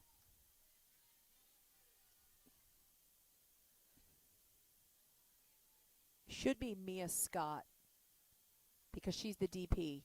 Okay. So when Riley Windish comes into pitch, the Oh. DP should become the second baseman. For the first time tonight, Bennett retires Jordan Bowe on a strikeout. I think that's her 6th of the game now. Correct. And let's see who's up to the plate. It is Windish. So then Mia Scott would be the one to come in and play second base as the Flex. DP flex role. Okay. I would suspect they'll continue to throw inside here to Windish as she stands with toes on the chalk. Yeah. Missed that one high and outside, ball 1. Windish officially 0 for 3 in the game. O'Malley waiting on deck. Bennett worked her inside last time. Ooh. I thought that would have been called a strike. It not. Must have missed just a tad. 2-0 count on Windish. There's a called strike. 2-1. Once again, this is the final week of regular season in high school softball. The tournament committee will meet this weekend to set the field of 24. And guys, they start next week already. That's hard to believe, isn't it? Yes. Another called strike evens the count at 2-2 on Windish. And what do I know? She's gone outside on all 4 pitches. Yeah, I didn't want to say anything. It's okay. This one's going to go The inside, last though, right? at-bat was different. This one's got to go inside. There you go. There and she you got go. the strikeout. Second this inning. 2 up, Seventh. 2 down. Yeah, 7th strikeout for her tonight. Now here's O'Malley. It was all just a setup. Yeah. Yep. She scored a run back in the second inning after reaching on an error. One of about at least 10, I think, in the game. She got fooled on an off-speed pitch, got way out in front of it. She even laughed at it last time. Oh, that's right. And there's the off-speed again, Yep. but she held back just enough. Right to third, over to first. Another 1-2-3 inning for Kaya Bennett and the Pandas. But they have work to do. We go to the bottom of the 7th with Cape leading 7-4 here on 302 Sports YouTube channel. Once again, Christopher Widener is on camera tonight. Nick Halliday's producing and making funny comments in my ear. I'm Glenn Frazier. She's Shannon Timmons. And I'll be leaving the booth shortly to go down and get our player of the game, hopefully get a player of the game interview. Maybe get a couple of words with Coach Tack. We'll see. It's dangerous to sit next to Nick. That's usually the position I'm in, so it's you tonight. Yeah. Yeah, well, I'm the one that set this up. I did it to myself.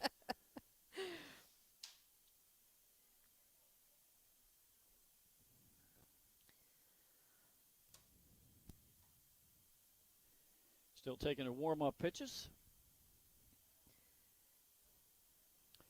And again, they're down to their final 3 outs. The Pandas have scheduled to bat DeMarco, Shea Chesworth, and Bennett. And it looks like we have a new hitter coming up, number 14, Scarlett Walther, just a freshman. She looks like she's going to hit in place of Lily DeMarco. Okay. Here to start off the 7th inning.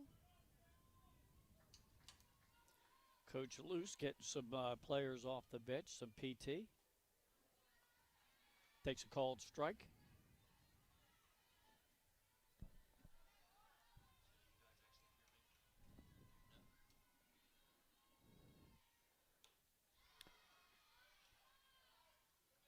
That one missed. Ball and a strike.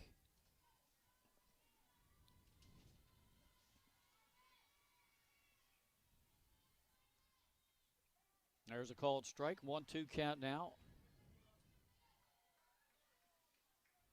on Scarlett Walther. 1-2 pitch from Windish. Fouled back, staying alive.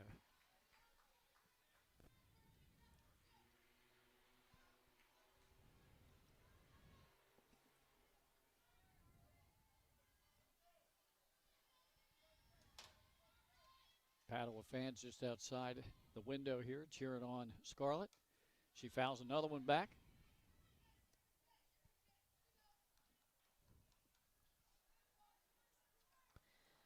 Tough position to be in, to come in cold off the bench, be a pinch hitter, and make the most of this opportunity that you have. She's just a freshman. Fouls off another one.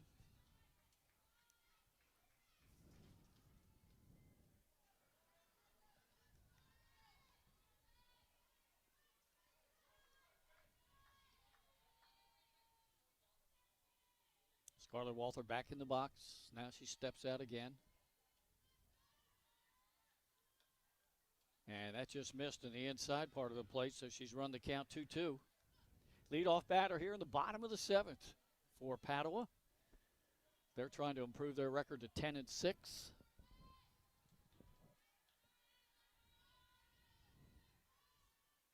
Fly ball, left. Turn the left fielder around, but she makes the catch out there. That's Mikulski on the putout. Scheduled batter should be Shay Chesworth. Right.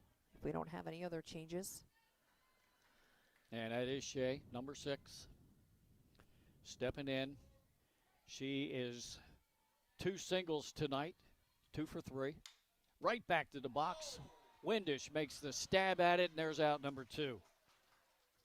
Great pick by Windish, as that ball was a rocket right back to her for out number 2. And that brings up the pitcher, Bennett.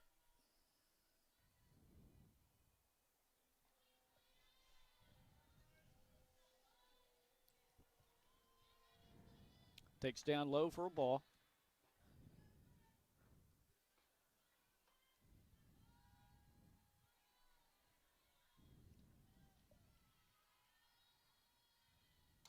Fouls that one back. Even the count of 1-1. Pandas are down to their final out here, trailing by 3.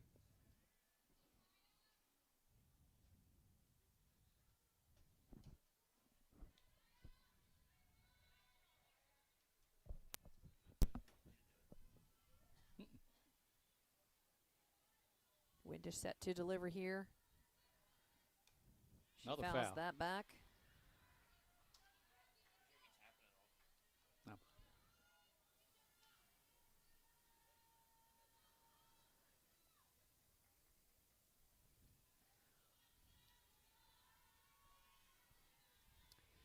All right, ready with the 1-2 delivery. 2 outs, bases clean. That one is foul down the right field line. Long shot there by Bennett. Just foul, so we'll rewind it, do it again.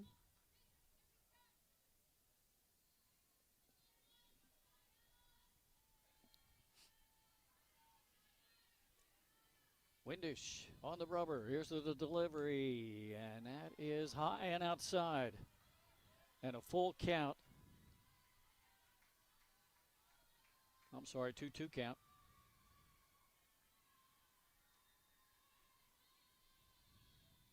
Bennett right through the box and right past the first baseman. Throw to first, not in time. She beats it out. First hit of the game for Bennett. Padua looking to do damage again with 2 outs. We'll see a courtesy runner come in for the pitcher. Number 15, Paige Godfrey, a junior for the Pandas, to run for the pitcher, Bennett. That'll bring Madison Ludwig to the plate. Way outside for a ball. Ludwig has walked in 3 at-bats, officially 0 for 2. Trying to keep it alive here for Padua. Check swing, foul ball. And with her ponytail, I think that's a 9. So not That would be Madison Ludwig. That would be Isabella Calamata. Right. Or Calamita, I think we heard. Calamita, her say sorry. Earlier. That's okay. Fly ball, shallow right, and the second baseman fades over there, makes the catch to end the ball game. So the final score is 7-4. Cape Henlopen evens its record at 8-8. They've now won 4 of their last 5, and the Pandas fall to 9-7. All right, we're going to collect ourselves here as they shake hands at home plate and see if we can't get our on-field mic to work so we can go down and do an interview.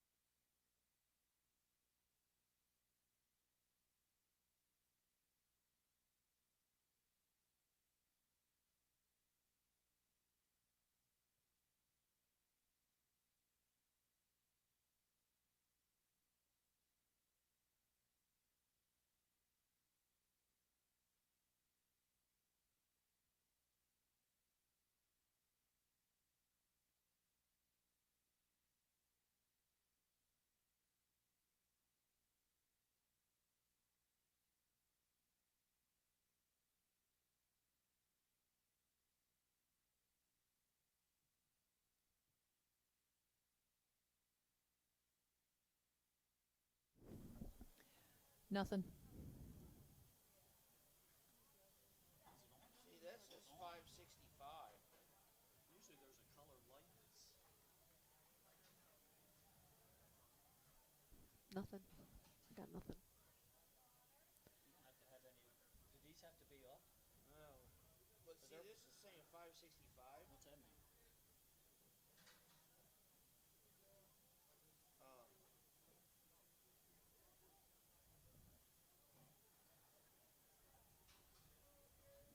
I know you have line of sight on this thing too. You need to do so. But this And one, that's nothing, right? Nothing. This is not coming. This is saying it's on. See, this says channel it 5. says live stream ended. Oh, that's yeah. It says live stream ended. That's on Game Changer. 565, but this says channel 567. I don't know, bro. Well, We didn't close her. we're back. You want to end it, Shannon? And I'll just go down and get her. That's fine. Whatever you want to do. Oh, I got static now. Nothing. Nope. Ooh. Static. Check. Nothing. She did. They were. It's not red. They're not connecting. They're going 2 different channels. You're live, by the way.